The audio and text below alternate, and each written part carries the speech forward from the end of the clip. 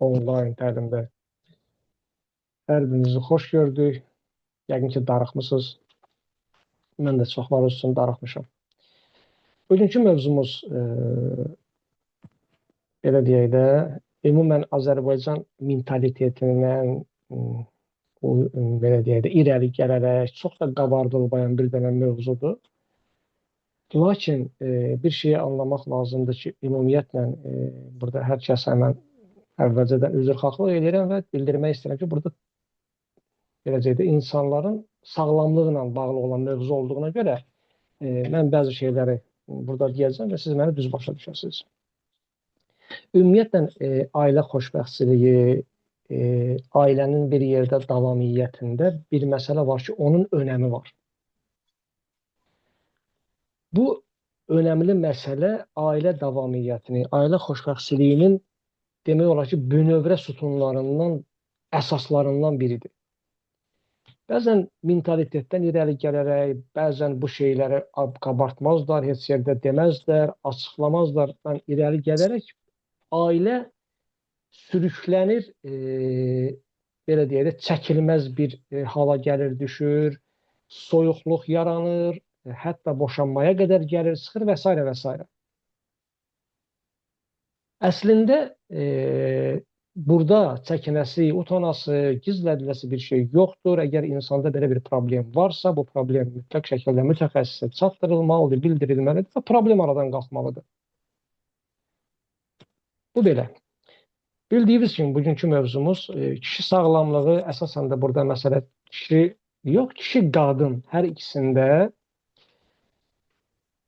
cinsi istəyin olması, olmaması, səbəbləri, nə buna mane olur, nə buradan biz çıxartmalıyıq ortaya ki, nədən qaynaqlanır bu problemlərin ortaya çıxması ki, daha sağlam, daha xoşbəxt, daha, belə deyək də, türk sözü olsa deyəcəm, mutlu, bu sözü çox işlədirsiniz, bir ailə tablosu olsun.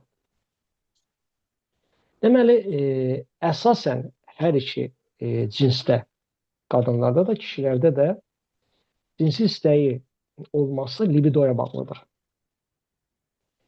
Libido yüksəkliyi, normallığı və alçaqlığı deyilən bir şey var. Bizə libido normallığı lazımdır. Yüksəkliyi də faydalı deyil, aşağı olması da bizə faydalı deyil insan orqanizminə. Və bu libidonun normalda olmasının bir neçə faktor var ki, belə olsa normalda olacaq, belə olmasa problemləri yaşayacaq. Birinci növbədə bu məsələyə cavabdehlik daşıyan hormonlar var. Testosteron hormonu və estrogen hormonu. Testosteron kişilərə aid olan bir məsələdir, estrogen isə xanımlara aid olan bir hormondur. Bu iki hormon kişi və qadında libidonu yüksək tutan hormonlardır. Bu hormonların aşağı düşməsinə, zəifləməsinə, libidonun aşağı düşməsinə səbəb olan faktorlar hansılardır? Mən bəzi qeydlər eləmişəm, o qeydlərə də baxacağım və əlbəttə ki, öz sözlərimlə də çalışacağım sizə çatdırım ki, başa düşəsiniz ki, mahiyyət əslində nədir? Yadınızda saxlayın, ilk növbədə insanın orqanizminin bu məsələdə normal olmasının əsasını təşkil edir stressiz və psixoloji problemsiz həyat. Əgər bir insan daimi stres və psixoloji problemlərlə əlləşirsə, bu insanda libido əlbəttə ki, aşağı olacaq və cinsi istək də olmayacaq, həvəs də olmayacaq, həyat enerjisi də olmayacaq. Ona görə də çalışmaq lazımdır. İlk növbədə həyatımızdan, ailə həyatımızdan, iş həyatımızdan bacardığımız qədər stresi və gərginliyi və psixoloji dramaları uzaq tutaq. Bu, bizim həyatımıza ilk növbədə mənfi təsir göstərən faktordur. İkincisi, yuxu rejiminin qaydada olmaması. Bildiyimiz kimi, hormonlar əsasən biz yatarkən orqanizmdə ifraz olunur, istehsal olunur və yuxu rejimi var insanın. Normal yuxu rejimi axşam saat 11-dən sübh saat 5-ə qədərdir. Bu aralıqda əgər biz yatırıqsa, bərpa oluruq, orqanizmimiz bərpa olur.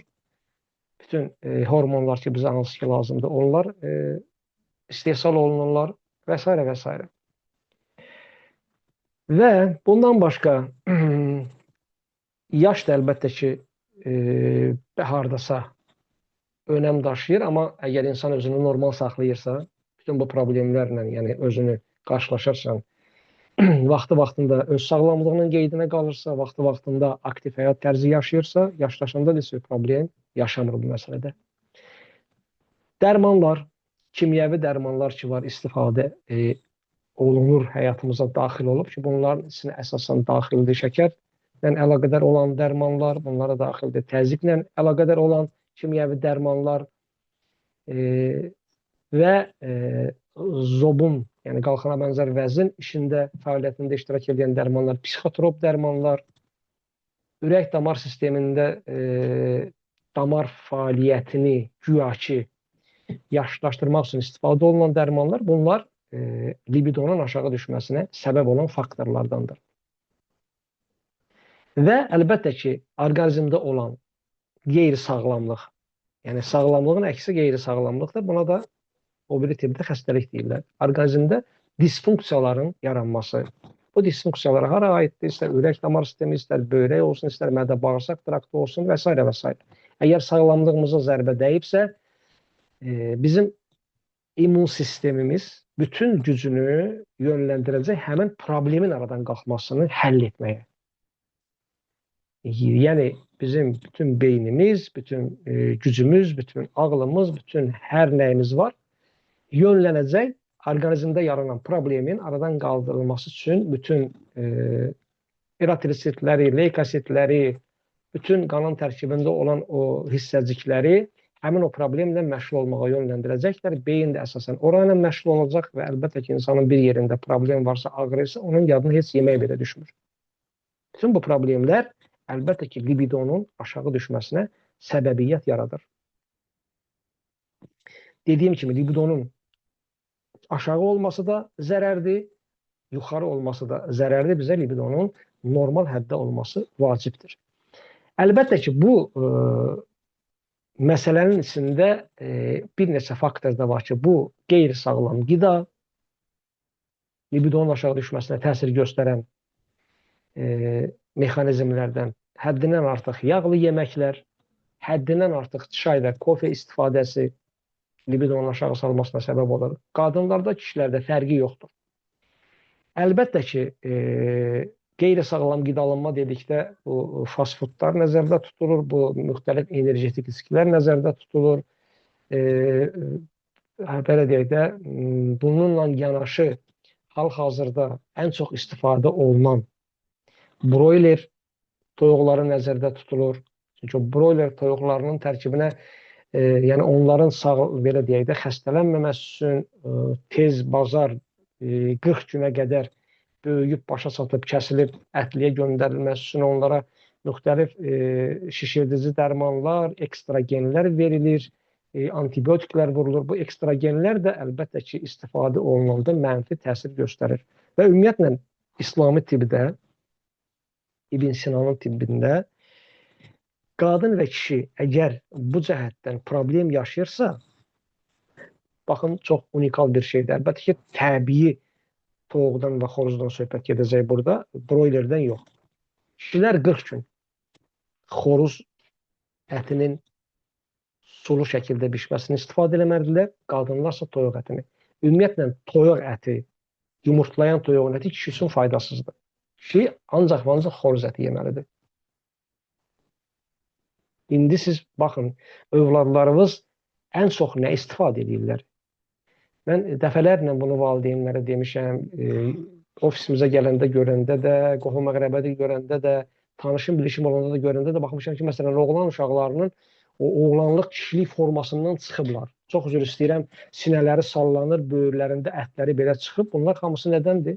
Bunlar hamısı istifadə olunan o zərərli broiler toyuqlarındandır. Kişilərin əksəriyyəti ki, bu pivə istifadə edirlər, nə qədər o libidoya zərbə vurduğunu bilirlərmi?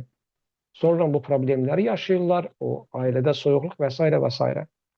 Əlbəttə ki, bunlar hamısı libidoya mənfi təsir göstərən faktorlardandır. Bundan başqa, passiv həyat tərzi. Əsasən də, ümumiyyətlə aktiv həyat tərzi, fiziki, belə deyək də, məşqlər hamı üçün lazımdır. Qadın, kişi. Ağırlıq qaldırmaqdan söhbət getmir. Yəni, yüngül o ağırlıq məsələləri, idman hərəkətləri, libidonun qaldırılması üçün xüsusi idman hərəkətləri var. Qadın üçün, kişi üçün nə etmək lazımdır? Onlar hamısı bu dəqiqə YouTube-da doludur, o hərəkətlər. Bundan başqa idman zallarına mütləq şəkildə getmək lazımdır. 40 yaşından yuxarı kişilər mütləq idman zallarına getməlidirlər. Həftədə heç olmasa 2 dəfə özlərinə vaxt tapıb, vaxt ayırıb 1 saat gedib o fiziki naqruzkanı vermək lazımdır ki, ürək-damar sistemi, bütün orqanizm qaydasında olsun. O fiziki naqruzka həmin o libidonu qaldıran faktorlardan biridir. Bildiyimiz kimi bizim böyrək, sidik yolları, cinsi orqanlar bir fəaliyyət göstərən bir sistemdir və böyrəklər də burada unikal bir rol oynayırlar ki, bu cəhətdən bizim sidik yollarının sağlam olması, böyrəklərimizin qaydasında olması, soyuqlamadan, müxtəlif sisti və s. kimi problemlərdən özümüzü qorumalıyıq. Buna görə də əlbəttə ki, siz Saberan Wellness ailəsi olduğu üçün bilirsiniz ki, daimi hər hansı bir aylarda, hər hansı bir profilaktik cəhətdən hansı məhsulların içilməsi bizdə mövcuddur. Məsələn, soyuq ağlarda böyrəkləri qorumaq üçün ayqulağı, mərcangilə kimi məhsullarımız və s. istifadəsi vacibdir. Bundan başqa bir şeyi nəzərə almaq lazımdır ki, dediyim kimi, kişilərdə testosteron, libidonun yüksək olmasına cavabdehlik daşıyır. Testosteronu qaldıran, testosteronu belə deyək, orqanizmdə səviyyədə saxlayan sink elementidir. Bu, baxmaq lazımdır. Bu, hansı məhsulların tərkibində çox var? Omeganın tərkibində bu var, spanağın tərkibində var, brokolinin bu tərkibində var, badamın tərkibində var, qozun tərkibində var. Əsasən biz bunu bizim omega 3 yağlarından istifadə eləməyimiz sinklə bir yerdə çox faydalıdır. Omega 3 ilə sinkin bir yerdə istifadə olunması bu cəhətdən çox faydalı olacaq. Qadınlarda əlbəttə ki, ekstrogendir. Burada bizim fitoekstrogenlərimiz əlbəttə ki var. Xronologdur, çay nömrə 2-dir, yapamı 24-dür və s. və s. Amma əlbəttə ki, biz bir şeyə başa düşməliyik ki, əgər orqanizmində hər hansı bir disbalans yaranıbsa, orqanizm libido cəhətdən kasıblıq yaşayırsa, onu zənginləşdirmək üçün ilk növbədə nədən başlamaq lazımdır? Yəqin ki, orqanizmdə problemlər yaranır və problemlər də bildiyimiz kimi ağız boşluğundan başlayır, mədə-bağırsaq traktından keçir, qaraciyərdə davam edir. Bütün bu məsələlərin həlli fonunda biz istifadə edə bilərik. Hər hansı bir libidonu qaldırmaq üçün testosteronu və yaxud da ki, ekstrogeni qaldırmaq üçün nələrdən istifadə edirik, bundan sonra olmalıdır. Mən gedim birbaşa götürüm, məsələn, sink içim, badam yeyim, qoz yeyim və s. və s. Burada mən təzyiqdən başqa bir şey qaldırmayacağım. Yəni, 40-dan yuxarı kişilər burada təzyiqdən başqa bir şey qaldırmayacaqlar. Niyə? Çünki əksəriyyətində ürək-damar sistemində problemlər var. Qan dövranında problemlər var. Qan dövranı bu məsələdə, yəni cinsi istek məsələsindən sonra bir başqa məsələlər burada gündəmə gəlir. Biraz çox mən bunu açıq şəkildə deyə bilməyəcəm, amma biləsiniz ki, qan dövranının qaydasında olması, ürək-damar sisteminin fəaliyyətinin yaxşı səviyyədə olması burada önəmli rol oynayır. Önəmli rol oynayır. Buna görə də, əgər bizim əzizlərimiz, məsələn, görürsən, birbaşa müraciət edirlər ki, bu problemi həll etmək üçün mənə köməklik göstərin, mən dərhal bir nəticə əldə etmək istəyirəm. Amma izah edirik ki, biz onlara, əgər səndə ürək-damar sistemində problem varsa, təzyiq problemi var səndə, şəkər problemi var səndə, qan dövranında pozuntu var səndə, bu məsələlər aradan qalxmayınca heç bir vasitə sənin libidonun yüksəlməsinə, sənin cinsi istəyin qaydasında olmasına və bütün o orqanizmin bu iş üçün hazır olmasında maneədir. Bu maneələr aradan qaldırılmalıdır mütləq şəkildə. Və dediyim kimi bu hər bir insan, baxın, bu mövzu bizim üçün aktualdır. Niyə? Çünki bildiyimiz kimi bizim cəmiyyət başdan ayağa stresdir. Evdən çölə, ayağını qapıdan çölə qoyursan stresdir. Yol gedirsən stresdir. Mağazaya girirsən stresdir və s. Bütün bunlar hamısı insan sağlamlığına təsir göstərir. Ən çox təsiri də hara göstərir? Həmin bu həyat üçün, yaşayış üçün, yaşama həvəsi üçün, enerji partlayışı, sıçrayışı üçün, hər zaman belə deyim də, güləriz olmaq üçün lazım olan bir məsələyə. Bu faktdır. Bu belədir. Biz bunu pərdə arxasında gizlənib baxsaq da belədir, pərdəni üzümüzdən qaldırıb baxsaq da buna bu məsələ belədir ki, həyatın əsas ayrılmaz hissələrindən biridir bu mövzu. Ona görə də bu mövzuda həm özümüzə qarşı, xanımlar da, bəylər də, həm öz ailə üzvlərimizə qarşı, həyat yoldaşlarımız, övladlarımız, yaxınlarımız, bu mövzuda biz diqqətli olmalıyıq, onlara izah eləməliyik ki, bu ailə bağları daha möhkəm olsun, ailə bağları daha davamlı və daha istəkli olsun. Və gələcək qurulacaq ailələr də, siz inanın ki, bəzən müraciət edirlər, gənclər müraciət edirlər probleminə, yeni ailə qruplar müraciət edirlər, göndərirsən analizə və yaxud özü analizi gətirir, bərbad bir vəziyyətdədir. Bərbad bir vəziyyətdədir. Bu valideynlər hara baxırlar? Bu ailəni niyə qurdular? Bu insan sağlamlığına bir fikir verməzmi? Sonra başlayırlar problemi aradan qaldırmaq üçün çabalayırlar. Hər iki tərəf çabalıyor. Axı bunu bu yeniyetmənin problemi ilə əgər məşğul olunsaydı vaxtında bu cür olmazdı. Bəzən gəlir sıfır. Hərəkətli spermas sıfır. İndi gəl burada vəziyyətdən çıxmaq qeyri-mümkündür. Ona görə də vaxtında hər bir şeylə diqqətli olmaq lazımdır. Və yaxud da ki, görürsən ki, gəlir 40 yaşı var, 45 yaşı var, həyat bundan sonra elə qabaqdadır, 30-35 yaşı var, həyat bundan sonra qabaqdadır. İstək yox, həyat yox, həvəs yox.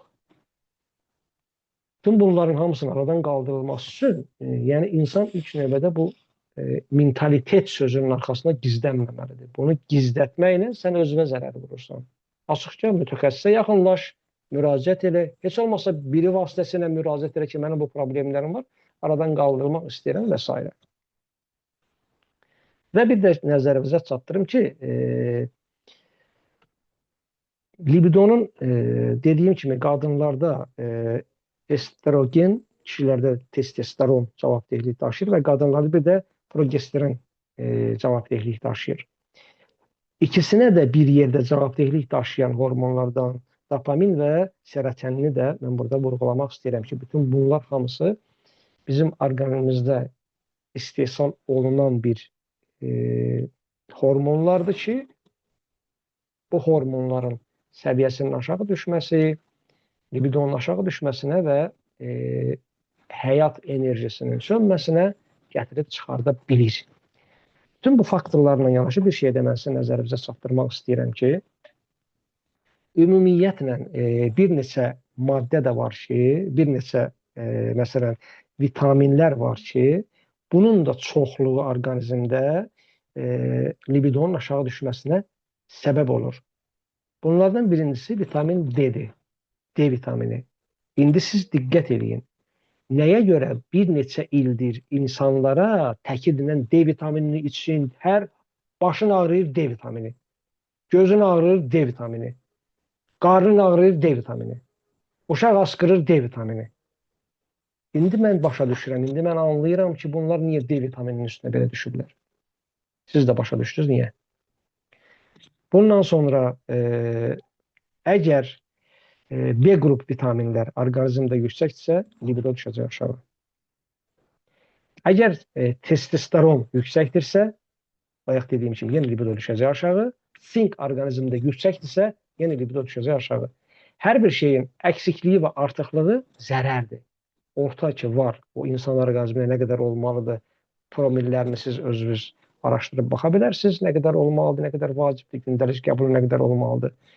Və özünüzdə qeydlər apararsınız. Kimsə sizə müraciət eləyəndə aydınlaşdırırsınız ki, bu olsa yaxşıdır, bu olsa pisdir. Orta səviyyədə budur. Belə. Qısaca olaraq mən bunları demək istədim. Düşünürəm ki, bu 20 dəqiqə, 25 dəqiqə ərzində, 20 dəqiqə ərzində mən sizə bacardığım qədər normal, vacib olan məsələləri çatdırdım. Faydalı məsələləri çatdırdım. Bir neçə şey üzərinə yenə toxunub kəsmək istəyirəm ki, təkrar yadınızda qalsın ki, ümumiyyətlə insan sağlamlığının keşiyində dayanan aktiv həyat tərzi, düzgün qidalanma və normal yuxudur. Bu üç şey bizim həyatımızın əsas hissəsini təmin edəcəkdə təyin edir. Biz buna nə qədər diqqət eləsək, bu bizim üçün geriyə sağlamlıq, enerji, həyat istəyi, yaşamaq eşqi kimi qayıdacaq. Buna riayət eləməsək, əlbəttə ki, bizim üçün həm indi, həm də gələcəkdə müxtəlif problemlərlə qarşılaşmaq qaçılmazdır. Yəni, çalışmalıyıq, yuxumuzu düzənə soxaq, uşaqlara fikir verək. Məsələn, bəzən rast gəlmişəm ki, uşaq 12-dən tez yatmır. 10 tamamda uşaq yatmalıdır, 12-dən tez yatmır nədir? Və yaxud da ki, hazırlıq. Baxın, bir şeylərə qurban verərək biz yaşayırıq, amma baxmaq lazımdır nəyə qurban veririk. 9-cu sinif, 10-cu sinif, 11-ci sinif, əsasda 10-cu və 11-ci sinifdə bu formalaşır uşaqların, həm qızların, həm oğlanların orqanlar formalaşır, orqanizm formalaşır və bu 2 ildə bu hazırlıq, instituta girmək həvəsi, ali təhsil həvəsi elə bir şəkildə olur ki, həm özləri tərəfindən, həm valideyn tərəfindən bunlar yüklənirlər ki, sən bal toplamalısan, qabil olmalısan, bəli, ali təhsil lazımdır. Amma bu 2 il ərzində bədənə dəyən zərbəni sonra xasan bərpa edirlər. Oxudu, qəbul oldu, getdi instituta, orada da yenə oxumaq lazımdır, sonra tələbə yoldaşlarına bir çay içmək lazımdır, bir kafeteriyaya getmək lazımdır, sonra da getdi əsgərliyə, əsgərlikdən gəldi, bir il ora-bura bir iş tapdı, tapmadı, işlədi, işləmədi, bir də görsən ailə qurdu, o cür qeyri-sağlam həyatla davam elədi, getdi. Hər nə oxuyursan oxu, hər nəyə hazırlaşsan hazırlaş. 11-dən 5-ə qədər yat, saat 5-dən dur, nə qədər istəyirsən oxu. Uşaqlarınızı məhv eləməyin. 11-dən 5-ə qədər yat. Uşaqlar da yatsınlar, siz də yatın. Görün nə qədər sizin həyatınızda dəyişiklik baş verəcək. Aktiv həyat tərzi, gəzmək mütləq. Libidonu qaldıran faktorlardan gəzmək mütləqdir. Yüngül yürüyüş eləmək mütləqdir. Fiziki naqruzka mütləqdir. Təmiz havada çoxlu olmaq mütləqdir. Və əlbəttə ki, sağlam qida deyəndə nəyi nəzərdə tuturuq? Pendir, göy, nə bilim, göyərti, hər nə yersən ye, onu sağlam şəkildə ye. Həddini artıq yandırıb, qızardıb, nə bilim, nə edib yox. Sağlam şəkildə qidalanmaq lazımdır. Belə dostlar, hər birinizə sağlamlıq arzulayıram. Mövzu üzrə sırf libido, kişi və qadın sağlamlığı, əlbəttə ki, bu mövzudakı sağlamlığından söhbət gedir. Sualınız varsa, buyurun verin, mən cavablandırım.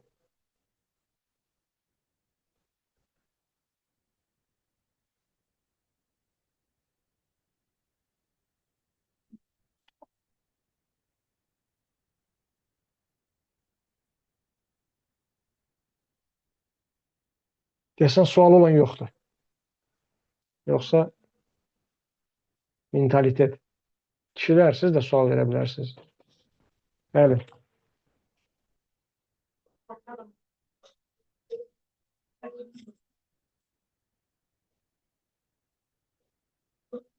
Aydan xanım, Bəli, deyəsən sual olan yoxdur. Hər kəsə hər şey aydındır. necə məsələn? Belə, əgər sualınız yoxdursa, məndən bu qədər. Özünüzdən müğayət olun. Allah'a Çox emanet olun. sağ olun. Siz sağ olun. Gecəniz xeyir olsun. Geceniz xeyirli olsun. Sağ olun. Sağ olun, gecəniz xeyrə.